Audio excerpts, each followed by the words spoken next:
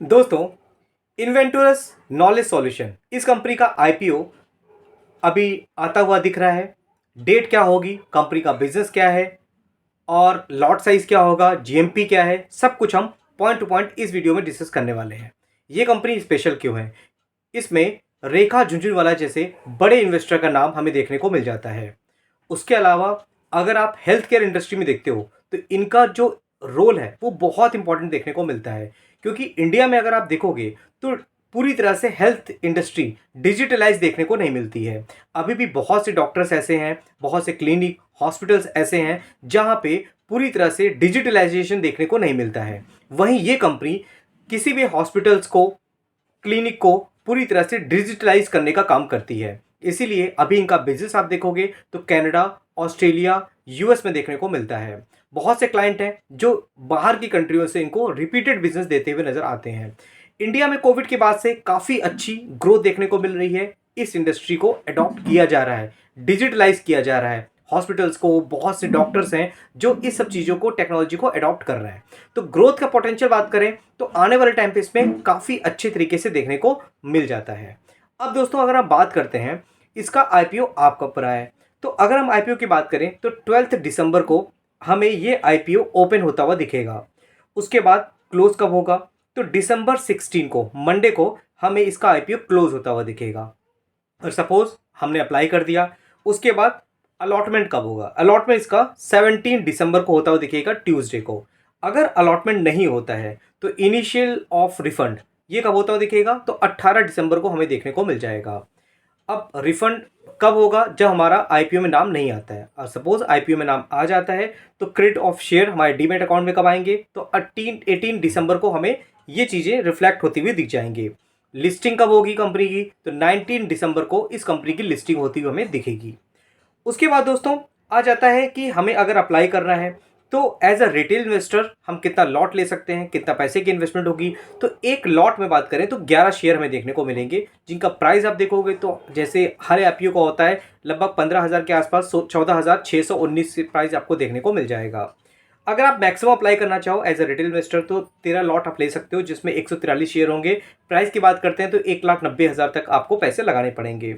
बाकी एचएनआई की बात करते हैं और मैक्सिमम बात कर रहे हैं तो ये सब आपको उनके लिए होता है जो ज़्यादा लॉट लेना चाहें। एचएनआई कस्टमर के लिए तो 14 लॉट ले सकते हैं, मैक्सिमम देखोगे 68 लॉट ले सकते हैं। तो इस तरह से होता है एज ए रिटेल इन्वेस्टर्स।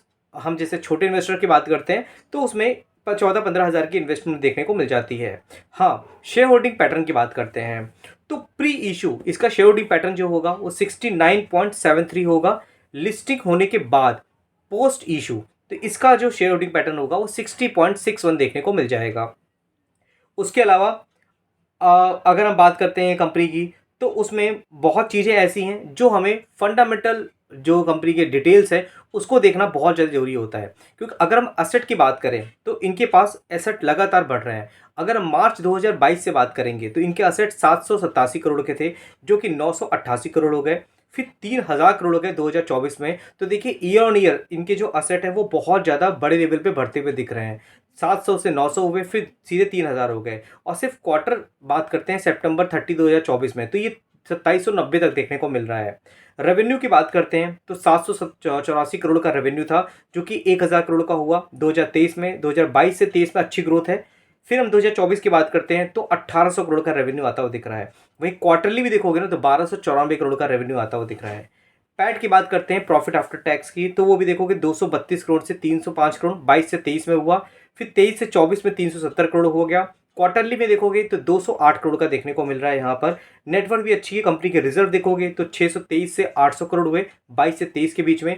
फिर 2023 से 24 में देखोगे तो 1140 करोड़ हो गए। तो ईयर ऑन ईयर जबरदस्त ग्रोथ है। रिजर्व की बात करें तो फिर आप क्वार्टरली देखोगे 1360 करोड़ की कंपनी के पास रिजर्व देखने को मिलते हैं। तो ओवरऑल कंपनी के फंडामेंटल तो अच्छे हैं। उसके अलावा रिटर्न ऑन इक्विटी की बात करें 32% का देखने मिलता है। रिटर्न ऑन कैपिटल एम्प्लॉय की बात करते हैं 31.56% देखने मिलता है। तो अच्छे पैसे इस कंपनी ने बना के दिए हैं अपने इन्वेस्टर्स को। उसके अलावा ईपीएस की बात करते हैं तो प्री आईपीओ देखेंगे 21.59 है, पोस्ट आईपीओ देखेंगे 24.31 देखने को मिल जाता है। ये तो था कंपनी के बारे में। और उसके अलावा ऑब्जेक्टिव की बात करें तो ऑब्जेक्टिव ज़्यादा इंपॉर्टेंट है। तो यहाँ पर पूरी तरह से जो आईपीओ है वो ऑफर फॉर सेल देखने को मिलेगा। एनएससी बीएससी में ये कंपनी लिस्ट होती दिखेगी। 11 शेयर का लॉट प्राइस है, 1329 का प्राइस आप देखोगे मैक्सिमम पर शेयर है, 1265 मिनिमम प्राइस है, तो हम 1329 का प्राइस हमें देखने को मिलता है। फेस वैल्यू इसका 1 देखने को मिलेगा, तो मतलब भविष्य में कंपनी स्प्लिट अनाउंसमेंट करना चाहे तो हम वो एक्सपेक्ट नहीं कर सकते हैं। उसके अलावा दोस्तों अगर हम जीएमपी की बात करते हैं तो करंट टाइम में इसका जीएमपी हमें काफ़ी ज़्यादा देखने को मिल रहा है, 375। तो मतलब अगर हम प्राइस की बात करते हैं तो ये लगभग 1704 के आसपास ये लिस्ट होती हुई दिख सकती है। आज के दिन का 10 दिसंबर की बात करते हैं, ये जीएमपी देखने मिल रहा है लगभग 28% का हमें इसमें लिस्टिंग गेन का फायदा मिलता हुआ दिख सकता है। बाकी कल के दिन देखोगे 350 का था, आज के दिन 375 है, तो जिसका जीएमपी हमें बढ़ता हुआ दिख रहा है। आपके क्या व्यूज़ हैं इस कंपनी को लेकर के मेरे साथ जरूर शेयर करिएगा। ये छोटी सी इन्फॉर्मेशन थी जो मैंने आपके शेयर की।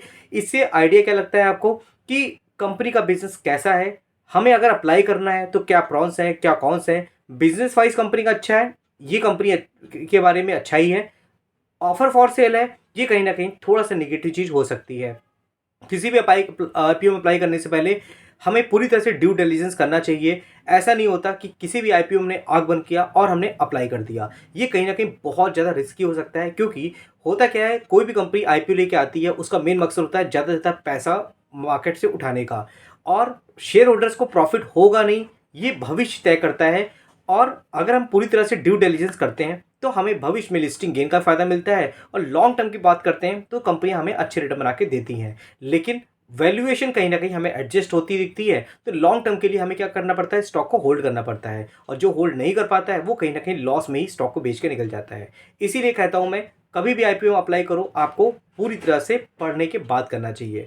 आई होप ये वीडियो आपके लिए हेल्पफुल हुआ होगा, कुछ अच्छी इन्फॉर्मेशन मिली होगी, और आप मुझे बताइएगा इस आईपीओ में अप्लाई करना चाहिए कि नहीं करना चाहिए। ठीक है दोस्तों, फिर मिलते हैं नेक्स्ट वीडियो में, तब तक के लिए थैंक यू।